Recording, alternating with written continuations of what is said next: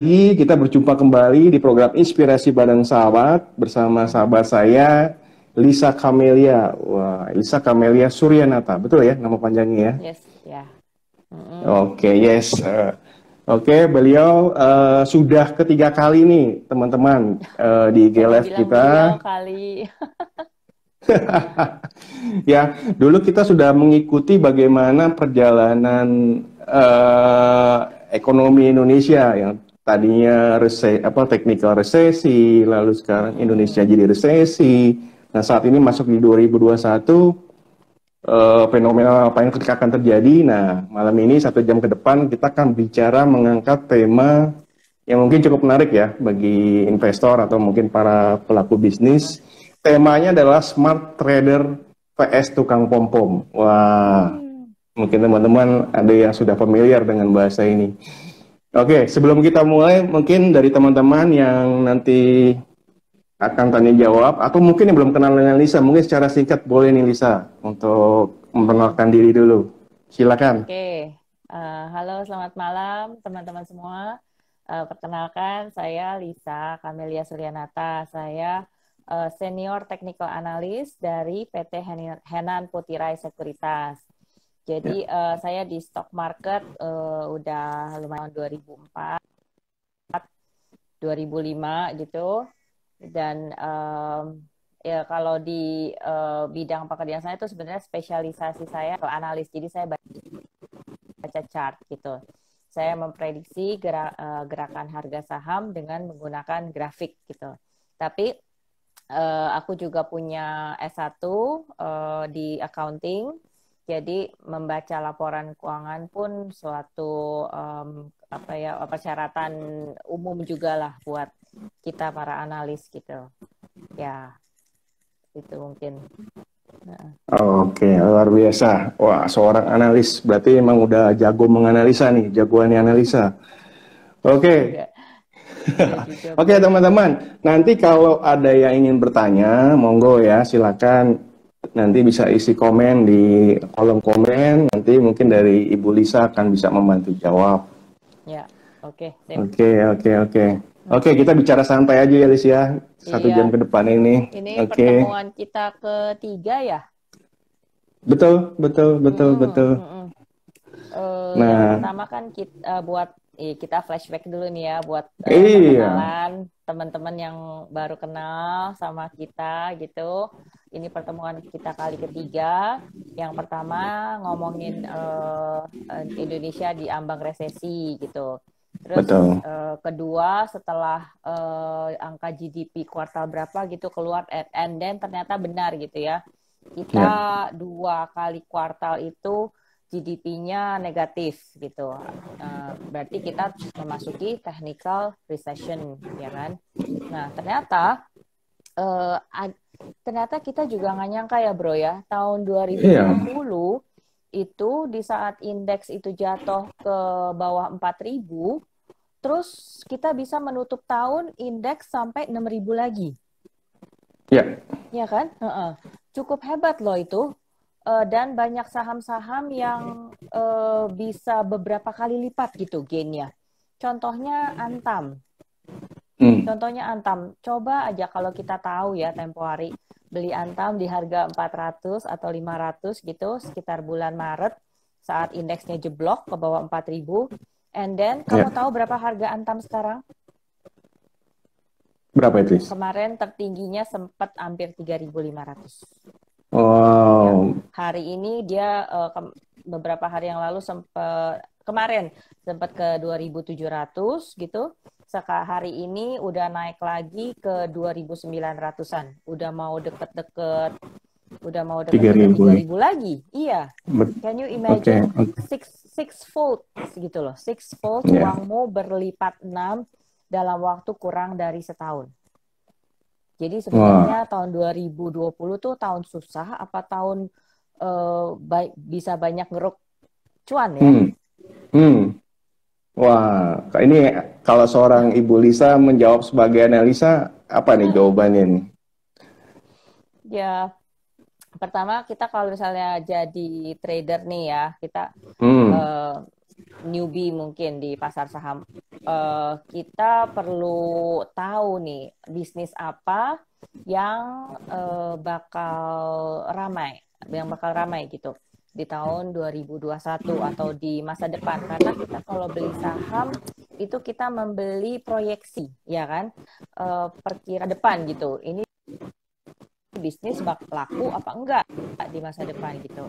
Nah, Ya, terus mungkin juga teman-teman ngikutin ya bahwa katanya tuh CEO-nya Tesla ya, mau invest di Indonesia ya. Karena dia mau bikin mobil electric vehicle dan bahan baku utama dari lithium atau baterai EV-nya itu dibuat dari nikel. Nah, betul. kita adalah produsen dan eksportir terbesar nikel di dunia. Itu udah pernah disampaikan Bapak Jokowi ya. Jadi EV, electric vehicle dan energi terbarukan itu adalah masa depan kita gitu.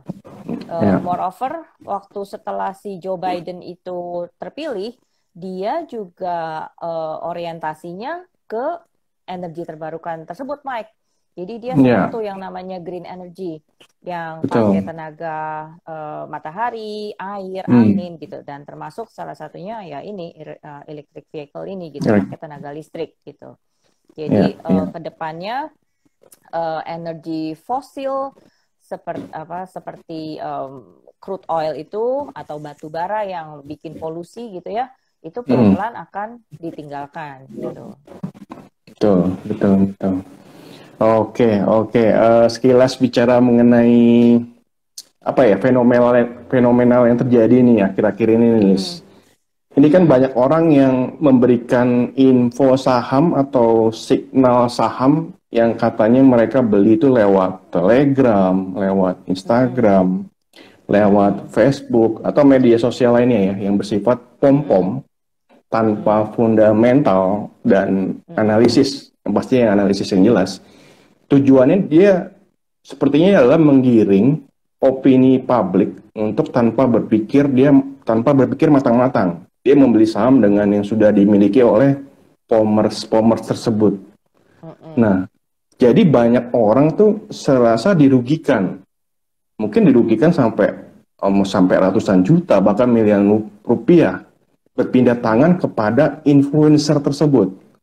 Nah, efeknya mungkin pengusaha-pengusaha atau kita sebagai retailer, mereka berdalih bahwa dengan memberikan informasi mengenai saham yang mereka beli, tanpa bermaksud untuk meminta publik membeli saham-saham tersebut, tapi kenyataannya sudah jelas bahwa tujuannya mereka itu bermaksud untuk mendorong harga saham yang mereka mungkin sudah beli di harga bawah. Dengan bantuan publik sebelum mereka menjual saham tersebut dan meninggalkan publik begitu saja menghadapi harga saham itu yang sudah otomatis turun drastis. Nah, ini saya ada baca di konten salah satu telegramnya Ilmu Saham, Pak Beni Tanadi ya, mungkin dulu sempat heboh ya. Sayangnya Belvin Tanadi. Dia tuh iya. Jadi itu sayangnya member-membernya ini seperti mempunyai jeritan bahwa mereka tuh telah rugi, tidak pernah diperdengarkan, dan setiap member yang meneriakkan kerugian mereka tuh akibat ulah Belvin di salah satu channel Telegram ataupun Instagramnya, itu akan otomatis dikeluarkan dari grupnya, sehingga tidak ada kesempatan lagi mereka untuk memberikan peringatan kepada member-member yang mereka gabung. Gitu ya. Pemikirannya Belvin sendiri, mungkin saya menyebut salah satu nama yang mungkin ini udah terjadi sih, happening banget. Iya. Investor retail ini menjadi marah, sehingga membuat petisi dan menuduh bahwa influencer saham itu yang sebagai juru pom-pom, disebabkan oleh banyak investor yang belum teredukasi dengan baik, sehingga mereka kecemplung lah di pasar saham ini. Nah, ini Liz, dari case seperti ini mungkin fenomenal yang terjadi ya. Apa sih maksudnya, apakah merugikan masyarakat ya seperti case-case seperti ini? Tukang pom-pom ini tukang pompa ban ini apakah merugikan masyarakat? Iya, betul. Kalau mereka tidak mendasari analisanya dengan mendasari ajakannya gitu, dengan analisa dia nggak ada cerita, oh mari teman-teman kita beli saham Telkom karena di harga sekian, karena kalau misalnya orang teknikal dia ngomong karena di sini ada area support gitu, atau kalau misalnya dia orang fundamental, saya berdasarkan prospek bisnis di masa depan begini begono, maka saya Iya, bilang harga Telkom saat ini under value dan kita pantas untuk beli, untuk collect gitu. Nah, kalau iya. kayak gitu nggak apa-apa, Mike, betul gitu loh, boleh. Hmm, Tapi masalahnya yang bikin orang itu kejeblok adalah ketika orang yang punya kepentingan ekonomi lain gitu ngajak orang lain dengan cara yang sedemikian hebohnya, yang begitu persuasifnya untuk ikut-ikutan beli tanpa ragu-ragu. Seringkali dia bilang langsung aja hajar kanan, langsung HK gitu, artinya langsung beli harga best offer, nggak usah ngantri-ngantri harga murah lagi. Kamu betul. beli sekarang, jangan takut terlalu mahal, pasti dia bisa naik gitu. Ya, Nah, padahal dia maksudnya mau jualan. Jadi dia nyuruh orang lain beli, sebenarnya dia mau jualan gitu. Nah, ya, itu kan artinya bahasa kasarnya ngejeblosin orang gitu ya. ya. Nah, terus ya tentunya juga dipermanis sebelum dia tentunya juga dia nggak langsung bikin kalah gitu. Ada yang Betul. tadinya ikut dia, untung dulu gitu, and then nah ke belakangnya begitu dananya mungkin jadi lebih besar, dan followernya juga udah makin banyak, nah itu makin gampang gitu loh menggerakkan massa tersebut. Oke, Jadi ya oke, kalau oke. dibilang apakah tukang pom-pom ini Merugikan. merugikan, tergantung tukang pom-pomnya, dan Hmm, terus terang tergantung kitanya juga gitu loh. Kita ya, trading itu harus bisa punya skill sendiri kan Mike ya. Selalu saya bilang tuh kalau saya lagi ngajar sekolah pasar modal, baik itu kelas fundamental maupun teknikal, ya, setidaknya trader itu membekali diri dengan FA atau TA itu adalah seperti senjata mereka untuk bertarung di dunia persilatan saham gitu loh. Kalau ya, kita bawa badan doang gitu Mike ke market, ya abis Mike gitu. Istilahnya kita kayak betul. nyumbangin duit sukarela gitu. Iya, iya, iya, iya. Mm-mm. Iya, betul, betul banget, betul banget. Ini katakanlah ya, misalkan fenomenal yang terjadi di Indonesia, sebut aja ya, influencer-influencer seperti Dai Kondang, Yusuf Mansur, Mm-mm. Kaisang, ya, hingga Raffi Ahmad, ya, terakhir Ari Lasso, dia berlomba-lomba untuk Mm-mm. mengomentari saham. Dampaknya Mm-mm. otomatis saham-saham yang disebut public figure tersebut akan terkerek kan, bahkan dalam waktu sekejap dia langsung naik. Mm-mm. Nah, hal ini kan terjadi di Indonesia, fenomena Indonesia. Mungkin fenomena pom-pom ini pasti juga ada ya di beberapa negara di luar, mungkin seperti di Amerika atau Korea Selatan yang tadi Lisa sempat Ya. nyinggung mengenai apa di Wall Street, kalangan pengusaha mobil Tesla dan Mm-mm. sebagainya. Mm-mm. Nah, sebenarnya apa sih list yang terjadi di Indonesia ini? Apakah fenomena-fenomena ini emang sudah apa ya? Sudah akan terus menjadi makin besar atau nantinya akan stuck-stuck seperti ini aja ya? Apa Mm, sih yang menyebabkan ini? Oke. Sebenarnya kalau kita pikir-pikir, Mike, pom-pom itu mirip nggak kayak cheerleader? Iya Ya, kan? ya, ya, ya, Ya, betul, betul, betul. Misalnya kita lagi lihat pertandingan basket nih, NBA gitu. Terus di Ya, tengah-tengah ya, ya, sesi keluar tuh cheerleadernya, loncat-loncat gitu, goyang-goyang gitu, pakai pakai pom-pom gitu. Nah, ya, ya, terus mereka meneriakan yel-yel dari klub yang didukungnya, ya kan? Go betul. Lakers gitu kan, misalkan. Nah, Ya, jadi ya, di satu sisi pom-pom ini juga kayak gitu. Jadi dia tuh seolah mendistract kita punya fokus gitu dengan kalau misalkan si cheerleaders itu misalkan dengan cakepnya dia, dengan goyangannya dia, dengan seksinya dia gitu. And then jadi ngebawa emosi penonton gitu untuk ngedukung a certain club, ya kan? Nah, di demikian juga kalau di saham ini sih aku rasa mirip-mirip juga ya. Jadi dengan gaya dia yang super meyakinkan, and then dia kasih tunjuk nih sepotong dari portfolio dia gitu. Ada tulisannya saham, misalkan Antam gitu. Nah, terus dia di bagian profit loss-nya tuh ada persentasenya udah untung 200 sekian persen. Nah, gitu. Dia kasih biasanya contoh begitu. Atau saham lain, film gitu. Film ini juga lagi digadang-gadang nih ya, yang terakhir nih. Yang lagi rame katanya bisa aja sampai 1.000 gitu. Nanti kalian cek deh harga saham film sekarang berapa. Kalau dia bilang mau sampai ke 1.000 gitu ya. Nah, Nah, itu maksudnya itu salah satu dari contoh pemikatnya gitu. Dan menarik juga kalau kita cari tahu kenapa sekarang pom-pom ini jadi semacam merajalela gitu ya. Betul. Banyak public figure gitu yang ngomong, entah itu ustadz, anak presiden ataupun artis gitu. Aku rasa sih ini ada hubungannya, Mike, sama kita punya keterbatasan aktivitas gara-gara COVID. No, seriously. Iya. Sejak tahun 2020 kemarin itu kan jadi banyak orang yang kerja working from home gitu ya. Nah, terus udah gitu juga mungkin ada yang di layoff atau dikurangin jam kerjanya gitu.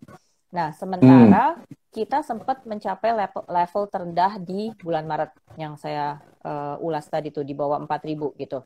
Dan harga saham itu ternyata murah meriah gitu ya. Sementara dunia punya optimisme tahun 2021 kita akan lebih baik gitu. Dan secara valuasi juga ternyata mereka ini saham-saham ini udah cukup under value gitu. Nah, akhirnya investor retail itu jadi membengkak gitu ya. Dan you have no idea berapa nilai value transaksi kita sehari-hari itu yang kalau misalkan dulu waktu tahun 2019 itu cuma 5-6 T per hari, sekarang itu minimal udah sekitar di atas 15 T. Udah 3 kali lipat. Ya, nilai value transaction setiap harinya di bursa efek itu rata-rata ya. Dan seperti tadi saya bilang, investor retail juga udah sedemikian banyaknya. Jadi bursa saham ini sungguh merupakan suatu magnet yang lagi kenceng banget gitu ya. Nah, jadi nggak heran makanya ya banyak pom-pom yang memanfaatkan kondisi ini gitu. Terus tadi akhirnya pertanyaan akhir kamu, apakah tukang pompa ban ini akan terus ada gitu selanjutnya? Aku rasa sih akan ada aja gitu. Akan ada aja. Sedikit banyak sejujurnya saya pikir tukang pom-pom ini ada gunanya juga sedikit. Oh ya? Ya, ada gunanya juga sedikit, iya. Jadi dia semacam apa ya, penggerak massa. Nah, cuman mengenai dia berhasil menjerat massa atau enggak gitu, masanya ini berhasil termakan jebakan dia atau enggak, tergantung gimana kesiapan kitanya sendiri. Ya dong. Stock market ini ada yang bilang, bro, it is a zero sum game. Artinya kalau misalnya ada satu orang untung, berarti ada orang lain juga yang rugi. Gitu. Misalkan kalau saya beli saham gitu, ada orang yang jual saham ke saya gitu, ya kan? Dan kalau saya berhasil jual untung, ada orang yang beli saham saya. It's a zero sum game gitu dibilangnya. Dan yang namanya market maker itu harus disadari itu ada gitu ya. Ya, ya. Bahasa bahasa gaulnya kita bilang sehari-hari itu bandar gitu. Market maker itu I believe ada gitu. Dan Yes. mereka punya strategi yang ciamik lah pokoknya, yang smart, entah gimana, yang sophisticated untuk bisa memanipulasi psikologi trader gitu ya. Mungkin not in a long term, karena biasanya kalau long term itu yang nantinya berjaya adalah uh, fundamental story dari company yang bersangkutan. Maksudnya apakah ini perusahaan under value atau over value nanti akan terbukti over time gitu. Yes. Dalam time frame-nya long term. Tapi kalau misalnya short term, nah itu gerakannya market tuh bisa sangat volatil dan dinamis gitu. Ya, Oke. jadi di situ di perairan itu kan kita sering ngomong ya Mak ya, surf the wave gitu. Kita di stock market, jadi kalau ngeliatin grafiknya kayak naik turun itu kan kayak ombak gitu ya. Nah, Ya. tradernya itu bisa nggak surfingnya? Apa dia tiap kali ke tempat ombak tuh dia jatuh gitu, tergulung-gulung. Nah, ya we have to learn how to surf the wave gitu. Ya. Dan di perairan itu banyak hiu. Nah, hiu-hiu kayak gini nih yang jadi yang siap untuk makan kita ketika kita lagi salah posisi, either itu karena fear atau greed kita gitu lah. Ya tergantung. Jadi pom-pom itu akan selalu ada, tapi buat saya yang penting adalah bagaimana kita membekali diri gitu loh. Pede Betul. aja sama diri sendiri. Yes, yes. Oke, Lisa. Wow, luar biasa banget nih informasinya. Emang fenomenal yang tadi Lisa jelaskan bahwa nilai value transaction-nya tinggi banget, berlipat-lipat. Emang betul sih. Ada yang dikatakan oleh Komisaris BI, Pak Pandu. Dia bilang dari adanya pandemi ini banyak investor baru yang mungkin dia katakan dalam 10 bulan terakhir jumlah investor saham itu dari 1,3 juta melonjak jadi 4 juta orang. Mungkin yang betul, yang Hebat kan? 3 ada kali kerjaan, lipat. nggak ada kerjaan apa, iya dia ya udah ikut. Nah itu pengaruh. Ada salah satu adalah fenomenal dari influencer ini di media sosial ya. Dia melakukan promosi atau pom-pom saham tadi sehingga ya itu otomatis dia tidak bisa dibendung dengan jalannya waktu. Otomatis dia akan mengikuti, jadi dia mengikuti influencer ini di mana mungkin apa ya, di luar insider trading perdagangan orang saham mungkin dia ngerasa nggak bisa dibendung sehingga influencer akan berbicara saham, akan ada yang saham yang dibeli dulu, setelah itu baru dibicaranya. Intinya dia ya dia intinya beli dulu baru dibicarain dari itu saham. Akibat dari bisa juga ada sponsor ini ya, mungkin kita sudah ngomong ya kalau bicara mengenai sponsor. Betul ya, Liz Itu ya? juga bisa jadi loh, Mike. Iya. Tadi saya udah ngomong mengenai market maker bahwa itu memang tidak bisa dipungkiri bahwa memang benar adanya gitu. Even ketika saya dulu belajar mengenai mata kuliah investasi manajemen itu, manajer investasi, waktu mau ngambil license-nya, even pengajar juga bilang ya there are certain institutions atau parties yang namanya market maker ya, bahasa gaulnya di sini dibilangnya bandar. Nah, dan I believe bandar ini adalah suatu kekuatan yang cukup besar, atau there are some parties gitu, nggak cuma sendirian doang, dan mereka juga menguasai certain sectors like the media gitu. Jadi mereka tahu bahwa untuk bisa mendapatkan untung, lebih the more the merrier. Investor retailnya juga harus ngikut gitu, dan because kalau mereka beli harus ada orang yang mau nerima barang mereka dijual gitu kan. Nah, jadi sampai mana tadi ke market maker itu ada, iya. Pertanyaannya apa tadi, Mike? Sorry, lupa. Iya, dari apa namanya, dari fenomenal influencer tersebut kan dia pasti akan mungkin bisa dia bicara mengenai yang penting beli sahamnya dulu baru dia bicarain Oh iya, sahamnya sponsor. Iya benar. atau dia bisa sponsor juga. Iya ya. Dan si market maker ini juga menguasai certain sektor seperti media. Nah, mungkin kalau sebenarnya itu adalah justifikasi ya. Tapi justifikasi atas kenaikan harga saham itu. Tapi kalau kita perhatiin, kadang satu berita lama tuh bisa digadang-gadang lagi, bisa dikeluarin lagi gitu. Manakala waktunya tepat dengan kenaikan pergerakan harga sahamnya gitu. Jadi kalau misalnya kita perhatiin dari ada surat-surat kabar yang ekonomi bisnis gitu, kalau misalkan lagi ada dikeluarin berita tentang satu emiten, and then di marketnya harga sahamnya bergerak. Nah, jadi kalau saya kan teknikalis ya, jadi saya percaya sebenarnya saya nggak perlu lihat news seperti itu gitu. Price action itu discounts everything, artinya saya cukup ngelihat chart doang dan semua kinerja perusahaan tersebut ataupun proyeksi dia di masa depan tuh udah tergambar di dalam grafik gitu. Jadi itu adalah salah satu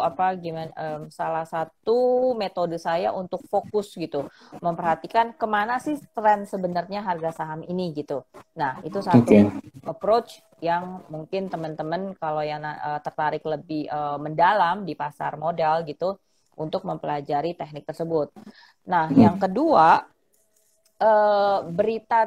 berita-berita ini somehow juga mendukung dari sisi fundamental perusahaan, Mike. Jadi I have to say gitu ya. Kalau misalnya kan kemarin kayak ada berita Tesla, dia mau datang ke Indonesia, dia mau invest mau diriin pabrik baterai EV lah, katanya di Batang gitu. Kata even Pak Luhut bilang, iya kita udah ada NDA kok, non-disclosure agreement gitu sama Tesla, dia mau bikin di sini. 2 hari yang lalu baru keluar berita lagi bahwa katanya Tesla nggak tertarik bikin baterai EV. Dia lebih tertarik sama yang energy storage itu. Ya gimana ya? Nah, kadang kita trading di saham yang full news, yang fully news driven seperti ini, kadang agak-agak sensitif juga gitu. Tapi di satu sisi tadi saya bilang harga Antam sudah naik dari 400-500 sampai sempat tertingginya hampir 3.500 gitu in less than a year gitu. Bayangin berapa kali lipat investasi kita itu udah growing. Malah di tahun 2020 yang kita bilang tahun susah gitu kan ya. Nah, intinya adalah kita bisa ngerti bahwa energi terbarukan is the future di masa depan. Jadi entah itu Tesla mau mau invest di Indonesia atau enggak gitu. Saya rasa mobil listrik akan lebih banyak diproduksi di masa depan, akan coba diproduksi lebih banyak di masa depan daripada mobil yang masih pakai BBM minyak, bahan bakar minyak gitu kan. Jadi investasi di Antam, kalau kita dengerin ada nih, kita sebut aja ya namanya, emang sering dia ngomong kok, si Kaisang gitu, dia bilang Antam bakal ke 4.000 gitu, atau aku lupa dia ngomong apa aja, tapi yang terakhir dia bilang Antam mau ke 4.000 gitu. Ya dasarnya apa dulu gitu. Dan apakah si public figure ini punya pengalaman yang memadai gitu di pasar modal? Dia ngomong berdasarkan apa gitu. Kan Tesla nggak jadi aja, kita menjadi bertanya-tanya gitu ya. Nah kalau Tesla nggak jadi gimana dong? Siapa yang mau bikin pabrik baterai EV di kita? Sebenarnya udah ada perusahaan China, TCL sama LG Chem Korea, itu udah ada sebenarnya.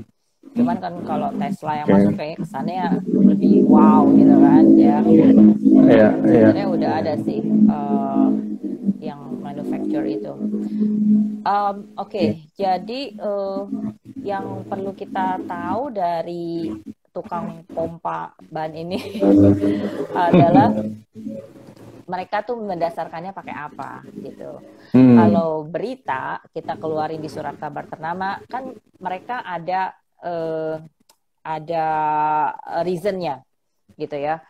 Biasanya tuh jurnalisnya cukup bertanggung jawab atau narasumbernya cukup bertanggung jawab yang ditanya itu dengan misalkan nih dengan masuknya LG Chem ke industri baterai EV di Indonesia, mendirikan pabrik dan segala macam, memproyeksikan akan terserapnya berapa persen nikel kita gitu loh.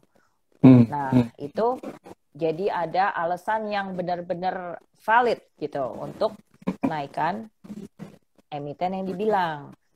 Tapi kalau si public figure ini cuma ngomong sekalimat doang gitu, and then nggak ada dasar analisanya, aku pikir kita wajar bertanya-tanya gitu ya. Apakah ini nantinya nggak kayak orang buta nuntun orang buta gitu kan? Iya. Dan jangan kira dia ini public figure atau dia anaknya siapa lah gitu loh. Dia mungkin berada di ring 1. He might know everything, nggak juga kali gitu. Iya, betul banget, Liz. Jadi emang apa ya, dengan maraknya aksi-aksi pom-pom saham ini, tentu saja para investor kan pasti akan bertanya-tanya, apakah bijak membeli saham dari hasil saran? Mungkin pilihannya dia mau mendengarkan saran trader kah, influencer kah, atau artis. Nah, ini yang menjadi kebijakan kita sebagai investor yang harus bijak. Tentunya juga kita mengingatkan, mungkin di event ini kita mengingatkan para influencer juga yang mungkin mempunyai banyak pengikut atau follower, dia harus memiliki yang namanya kewajiban moral. Dan saya bicara, betul ya, saya bicaranya satu, at the end of the day, itu obligasi moral Anda terkait dengan saham. Kalau Anda adalah high quality influencer, pasti Anda akan berasosiasi diri Anda dengan perusahaan yang pastinya high quality. Kalau Anda receh, ya asosiasinya pasti receh. Dan orang juga pasti akan follow. Betul ya, Lis ya? Setuju banget, ya. Kalau kita memang pingin ikut memajukan pasar modal Indonesia, ya tentunya kita juga sedikit banyak ya influencer ini kasihlah wejangan yang baik gitu, bahwa kita sebagai trader jangan cuma ngikutin omongan entah dari langit aja gitu. Belajar untuk investasi di diri kita sendiri gitu, investasi di leher ke atas kita gitu loh, investasi di otak kita gitu. Yes. Kalau saya waktu saya ngajar SPM itu, analogi saya buat technical analysis itu oke, kita ngebaca chart, tapi buat para trader itu chart itu seolah seperti jalanan kita gitu loh, kayak peta jalanan kita. Istilahnya kita nyetir mobil, kalau matanya ditutup, berani nggak, Mac? Nggak dong. Nyetir mobil, matanya ditutup, berani nggak, Mac? Hanya Tuhan yang tahu apa yang akan terjadi. Iya, di depan belok kiri atau belok kanan, atau ada jurang, tanjakan. Kita nggak ngerti kan, Mike ya? Kita nggak tahu. Nah, demikian juga kalau kita trading di market, kita kagak ngelihat chart, nggak ngelihat apa-apa, pokoknya asal beli aja, kita nggak ngerti tuh beli saham Telkom di harga 3.000, apakah mau naik atau udah keburu naik tinggi gitu. Yang ada kita akhirnya malah nyangkut di atas pohon gitu kan. Nah, atau kalau kita nggak tahu jalan, Mike, tapi kan zaman sekarang ada GPS, ya kan? Yes. Kayak tinggal nyalain Google Maps atau Waze gitu. Tapi ngasih tahu sendiri. Saya nggak perlu tahu jualan juga gitu. Berkat Google Maps sekarang nyetir kemana-mana udah gampang. Sama aja tuh kayak pom-pomers. Google Maps kan ngasih tahu di depan 200 meter belok kanan atau belok kiri gitu kan. Itu sama kayak kita ngedengerin pom-pomers. Dan udah banyak kejadiannya kalau kita ngikutin aplikasi nyetir itu, tahu-tahu kita bisa stuck di gang kecil atau gang buntu, atau yang jalan ini kecil banget cuma lewat buat motor doang, dan sebelahnya ada kali, ada sawah gitu lah.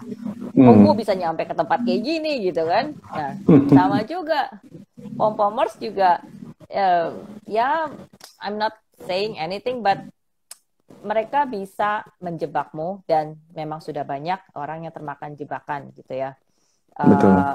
Dengan alasan apa, ekonomis, ataupun dia tentunya dia mau ngumpulin duit, dia mau cari korban buat supaya dianya jualan dan ada orang lain yang nampungin saham dia, ya whatever gitu. Yang jelas memang sudah ada cukup banyak kasus ya Mike ya belakangan ini, yang orang-orang merasa sakit hati gitu. Gue udah ikut kelas, gue udah ikut klub VVIP-nya dia, udah bayar banyak, and then gue nyangkut gitu, ya kan?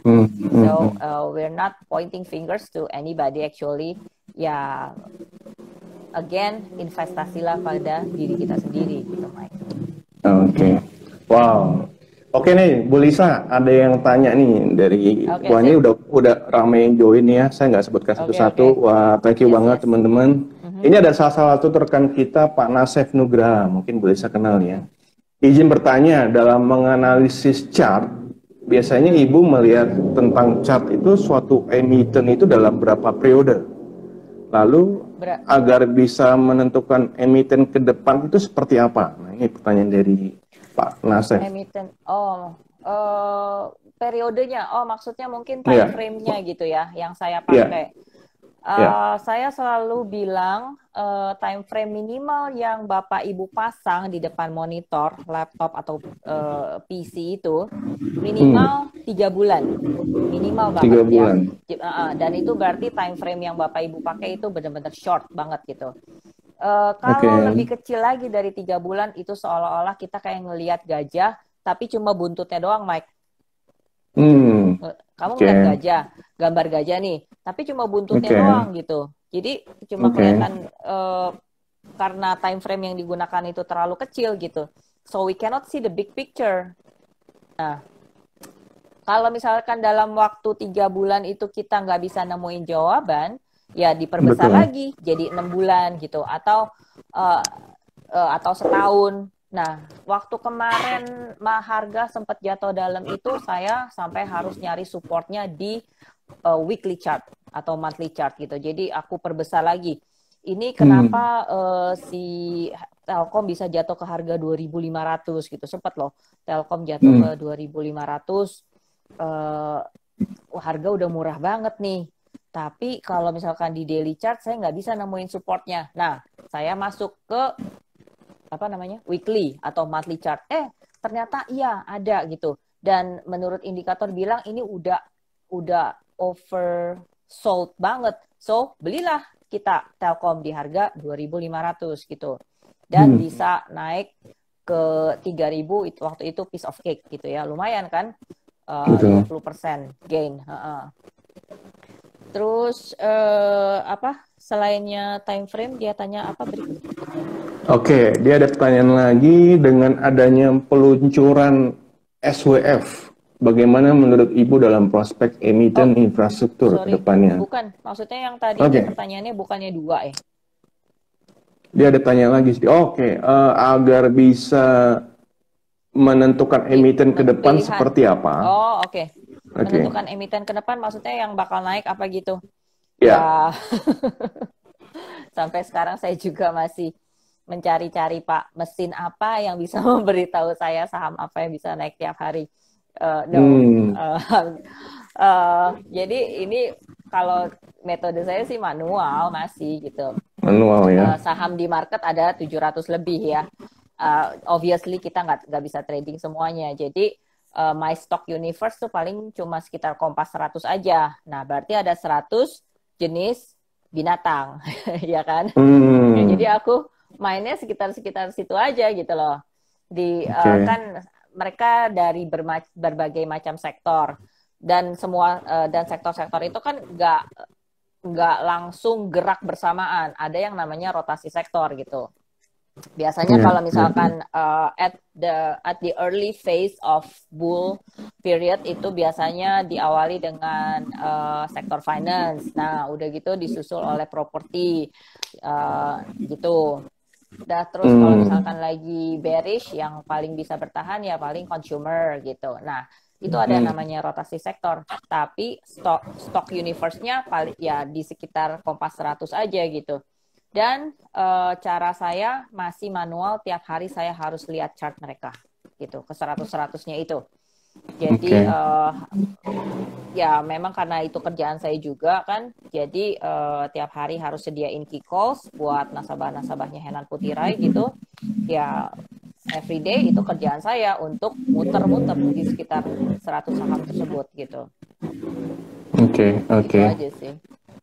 Oke, bener banget ya, Lisa, bener banget. Jadi hal yang perlu diperhatikan oleh para investor di pasar modal dalam jangka pendek ya tentunya, itu Mm-mm. merupakan zero sum game atau secara singkat keuntungan seseorang tuh hanya bisa didapat dari kerugian orang lain.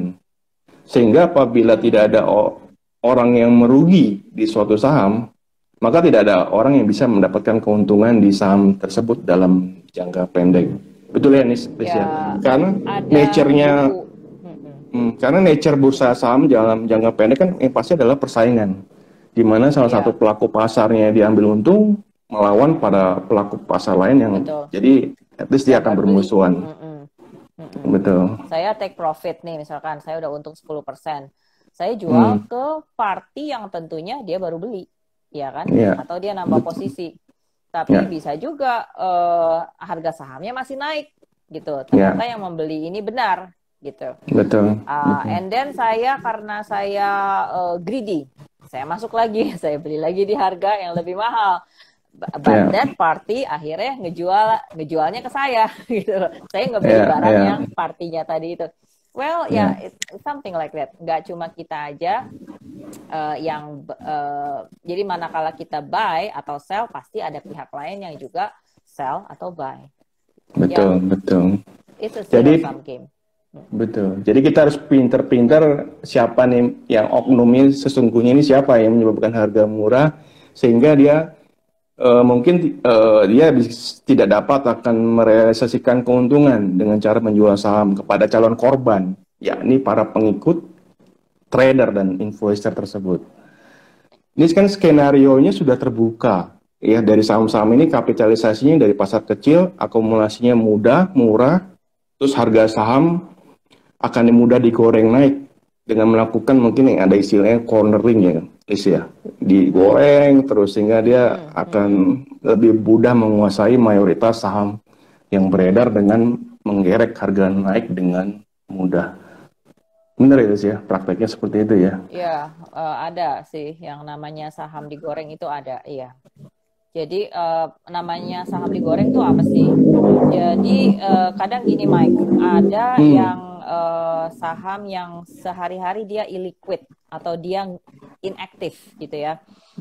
Value transaksinya juga rendah gitu. Nah, hmm, hmm. terus tiada angin tiada hujan, tiba-tiba dia naik signifikan gitu. Misalkan Oke, sehari pertama nih tiba-tiba ngejos sampai auto reject atas gitu. ya, 20% dalam sehari gitu ya. Nah, ya, kejadian ini terulang lagi keesokan harinya and mungkin 2-3 hari selanjutnya gitu loh. Nah, hmm, hmm. ini mengakibatkan saham tersebut masuk ke dalam daftar top frequent dalam hari Oke, tersebut ya. Artinya dia frekuensinya banyak banget, sering gitu ditradingkan. Dia ya, jadi dapat spotlight gitu ya. Nah, ya, dan tentunya ini juga orang yang dapat spotlight gitu, istilahnya kayak penyanyi di panggung gini, yang sering nongol, yang kayaknya penampilannya wah banget, tiap hari bisa hmm, kasih hmm. cuan 20%, 20%. Hmm, Kita hmm. jadi ngiler kan?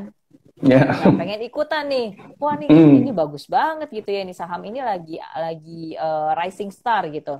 Lagi naik daun. Nah, akhirnya nyemplung lah kita ke situ.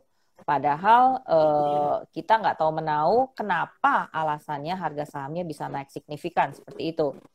Sebenarnya ini juga raising alarm untuk otoritas bursa gitu ya. Kalau yang sudah naik heboh seperti itu beberapa hari, bursa nanya tuh,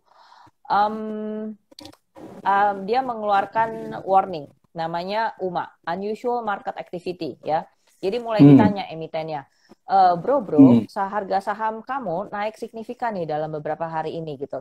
Apakah kamu punya penjelasan mengenai ini gitu loh? Atau apakah ada something significant yang berlangsung di perusahaanmu yang membuat harga sahammu ini jadi naik gitu? Karena kalau perusahaan publik kan harus transparan, ya. Betul. Kalau nggak ada apa-apa, kalau misalkan nggak ada apa-apa, kenapa harga saham lo naik kenceng kayak gini gitu? Ngomong dong kan. Jadi orang punya reason yang kuat untuk buy atau sell gitu. Nah, terus si emiten tersebut bisa memberikan jawaban. Kalau misalkan dia bilangnya gini, kami nggak ada corporate action apa-apa atau kami nggak ada sesuatu yang material di dalam kegiatan perusahaan dan ini adalah murni gerakan pasar. Nah, itu kita udah mesti hati-hati. Berarti saham tersebut memang lagi digoreng gitu oleh certain parties gitu ya. Kalau perusahaan yang bagus itu harusnya dia transparan gitu. Dia mau akuisisi apa, atau ada merger atau apa, walaupun belum bisa dikonfirmasi secara solid atau valid gitu, mereka udah bikin semacam kita udah ada press conference lah gitu, atau kalau mereka mau ada corporate action seperti right issue atau menerbitin obligasi itu pas penjelasannya di media gitu. Ya. Oke. Ini benar nih, ada komen dari teman kita betul juga sih kata Christian Hadiwijoyo. Kadang-kadang aneh, ada emiten yang FS mungkin financial statement-nya ya jelek, biasa-biasa aja, tapi kok harganya bisa naik gitu. Apakah mungkin ada ketinggalan berita yang mungkin belum disampaikan ke publik atau bagaimana? Takut ketinggalan berita yang belum disampaikan ke publik. Oh, oke. Gini, ada seninya juga sih Mike di stock market. Ada frase yang kita sering dengar, buy on rumor, sell on news, ya kan? Iya. Nah, tadi itu penanya dia bilang biasa-biasa aja kok, harga sahamnya bisa jadi signifikan gitu naik, ada apa nih gitu. Nah, sometimes saya harus keluar lagi nih jati diri saya sebagai chartis atau teknikalis gitu. Jadi karena saya percaya gerakan harga itu atau price action itu discounts everything. Jadi actually I don't have to care about that gitu loh. Saya nggak harus baca laporan keuangan mereka. Saya juga nggak harus tahu corporate actionnya dia mau ngapain gitu. Yang menjadi fokus saya adalah pergerakan chartnya dia, pergerakan harganya dia, dan kalau saya lihat trennya ini bagus, mau naik, ya saya beli gitu. Nah, itu pandangan kita sebagai teknikalis sejati gitu ya. Nah, biasa. Terus ada frase yang memang kita orang market itu sudah paham, buy on rumor, sell on news gitu. Jadi kadang-kala kalau harga saham naik, biasanya ada berembus kabar-kabar apa, oh dia mau akuisisi tambang emas gitu ya, atau ternyata dia mau disuntik dananya oleh perusahaan besar gitu. Nah, itu kita anggap sudah tercermin atau price in. Nah, hal tersebut sudah price in di dalam pergerakan harga sahamnya, dan ketika beritanya itu benar-benar keluar, good news-nya itu benar-benar dikonfirmasi, jebret gitu ya, keluar di media surat kabar gitu, bahwa mereka telah menandatangani agreement kerjasama atau sudah confirm bahwa dia diakuisisi perusahaan lain yang akan menyuntikkan dana segar ke perusahaan yang lagi megap-megap ini. Wah, itu kan suatu berita yang bagus banget gitu ya. Betul. Begitu good news-nya itu benar-benar keluar, maka it is time to sell. Gitu. Karena harga sahamnya udah keburu naik sebelumnya. Gitu. Jadi kan begitu berita itu keluar, berita bagusnya benar-benar out in the market gitu, ya itu kita pelaku pasar menganggap kenaikan harga sahamnya sudah terprice in. Gitu, itu istilahnya sudah price in, sudah tercermin gitu di dalam gelombang kenaikan sebelumnya. So actually ya itu saatnya untuk jual. Wow, ini ilmu dilepas dari ilmu analisis ya. Oke. Itu ilmu psikologi ya sih sebenarnya ya, psikologi market. Iya. Oke. Apa nih? Apakah seorang technical sejati juga pakai feeling? Wah, ini feelingmologi. Feelingmologi. Oh, itu varian FA yang satunya lagi, Pak. Cuman itu feeling analysis. Ada satu fundamental analysis. Varian bohong-bohongan, iseng-iseng. Biasanya kan ada, enggak, gue bercanda, Mike. Oke. Ada FA, ada TA gitu ya kan. Kalau FA itu sebenarnya fundamental analysis. Terus kalau TA itu technical analysis. Kalau fundamental itu kan meneliti laporan keuangan ya, by numbers, by data gitu. Kalau technical analysis kita kan menelitinya chartnya, pergerakan harga sahamnya. Nah, kalau si Bapak itu tadi tanya apakah pakai feeling. Nah, itu tadi saya joking adalah cabang FA yang lain, maksudnya feeling analysis.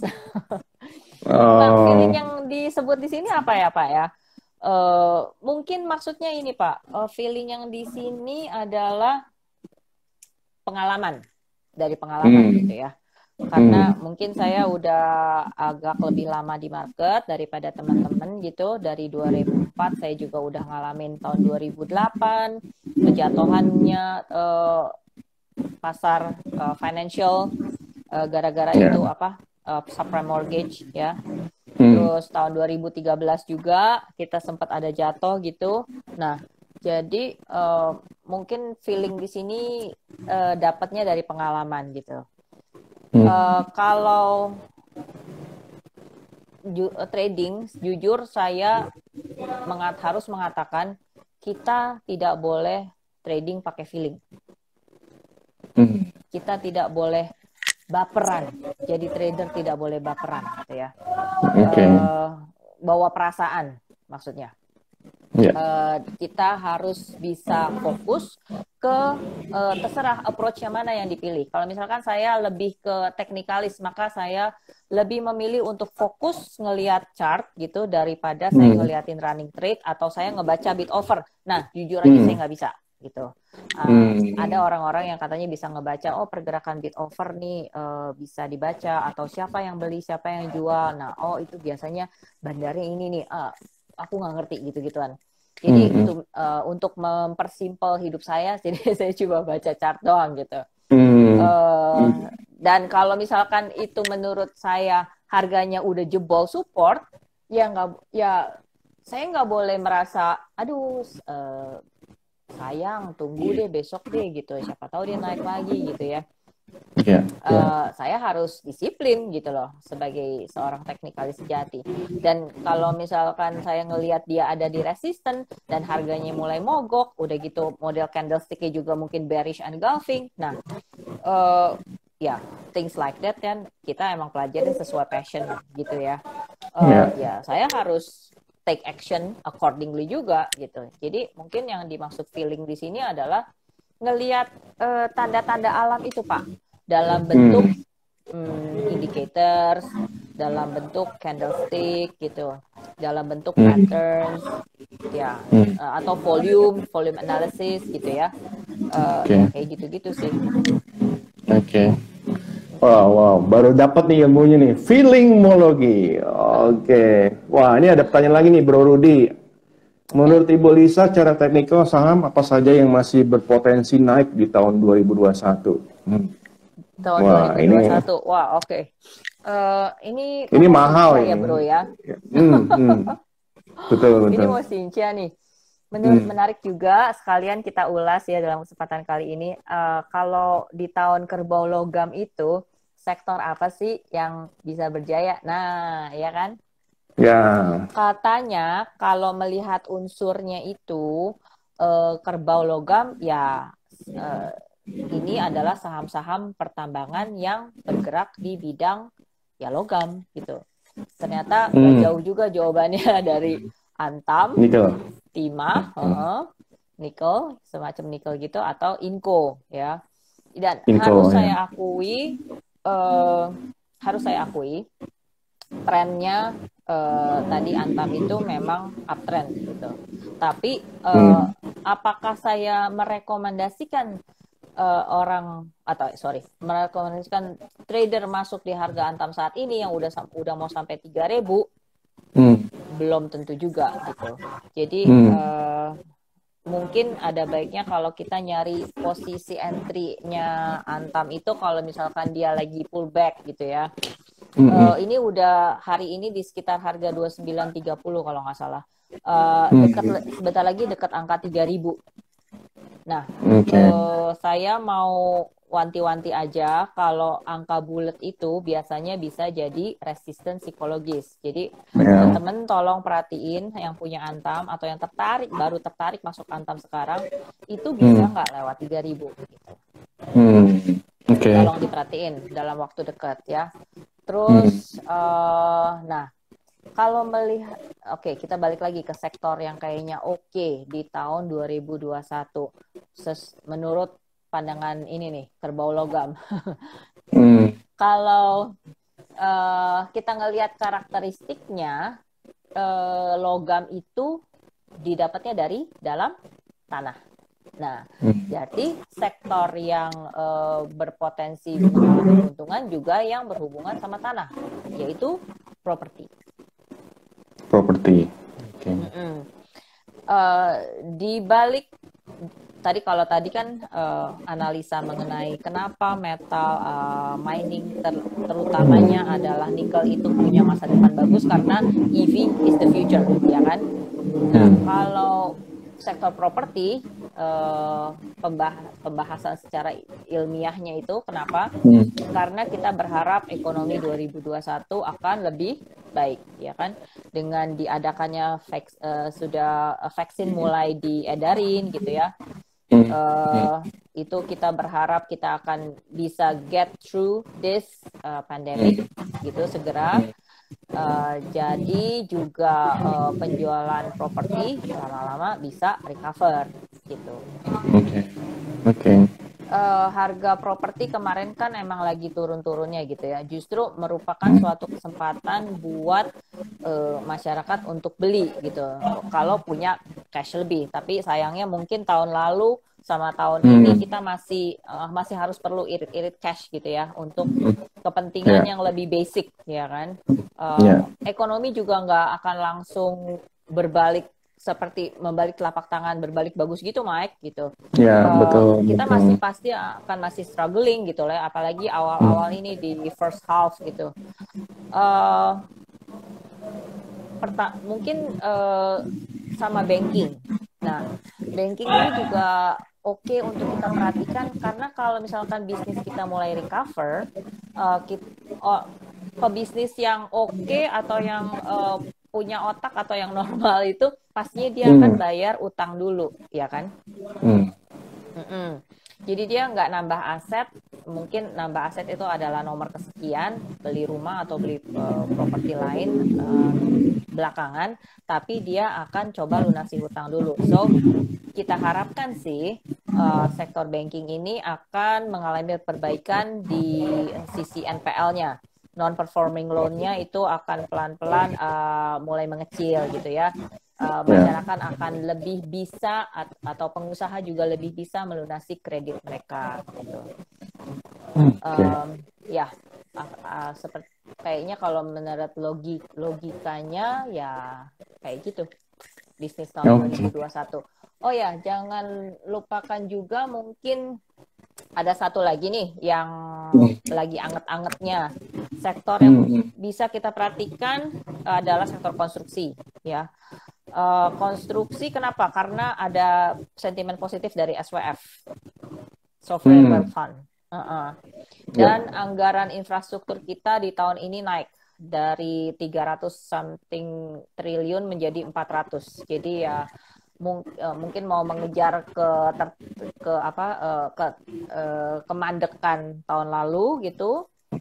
Di tahun sekarang ini pas kebetulan kita juga ada buka SWF, kita mengharapkan negara asing untuk taruh uangnya lebih banyak di kita dan kita lebih bisa mengkaryakan yang padat karya itu gitu loh.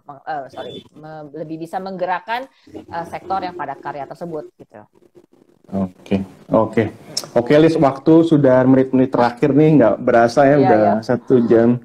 Oke, teman-teman, mungkin dari mengutip investor kawakan dari Lo Keng Hong, jadi katanya jangan membeli kucing dalam karung. Jadi kita harus kenali saham yang Anda beli dengan cara membaca laporan keuangan yang tadi Ibu Lisa sudah jelaskan. Jadi jangan membeli karena info, karena teman, karena itu udah pasti sangat beresiko dan berbahaya. Jadi fundamental technical analisanya harus kita tahu ya. Kalau kita nggak tahu mungkin bisa tanya Ibu Lisa, ahlinya, saling belajar, betul. Tanya tim riset dari Hanan Putira. Yes, gitu, wow, ya. Betul.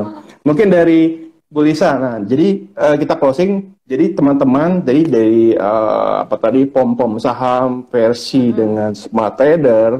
Nah dari kesimpulan kita pembicaraan 1 jam ini, teman-teman apakah masih berani membeli saham pom-pom para trader dan influencer? Jika masih ngotot beli, harap berhati-hati. Nah mungkin atau mungkin besar Anda akan menjadi tukang cuci piring katanya para oknum-oknum tersebut. Nah, Bu Lisa ada closing nggak nih? Bagaimana tips singkat aja? Bagaimana untuk tips-tips investor menghadapi ini? Kita harus sadari bahwa kita tidak bisa meniadakan sosok pom-pom itu atau influencer itu, dan kita juga saya tidak bisa melarang Bapak Ibu untuk membeli saham berdasarkan bisikan angin surga dari tukang pom-pom itu, ya kan? Tapi setidaknya berinvestasilah pada diri kita sendiri gitu, bekali ilmu yang cukup. Kalau kita emang mau terjun ke dunia persilatan bursa saham, jangan pasang badan doang gitu, jangan sekedar menyumbangkan duit tanpa tahu apa yang Anda perbuat gitu ya. Betul. Jadi sedikit banyak kritis dan kalau bisa ya bekali diri kita sendiri dengan sedikit skill-skill gitu, FA atau TA gitu. Oke. Wah, thank you banget nih teman-teman yang sudah join.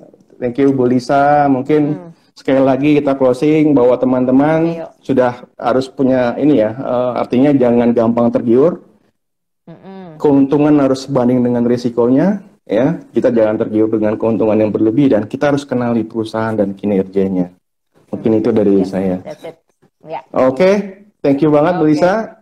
Inspirasi, sangat berinspirasi. Nanti apa yang kita omongin malam ini berguna ya buat teman-teman yang mendengar semua ya. Amin. Oke, teman-teman, kita akhiri. Thank you banget sudah join. Semoga kita makin sehat dan sukses selalu. Oke. Thank you Lisa. Yuk, sama-sama. Bye-bye.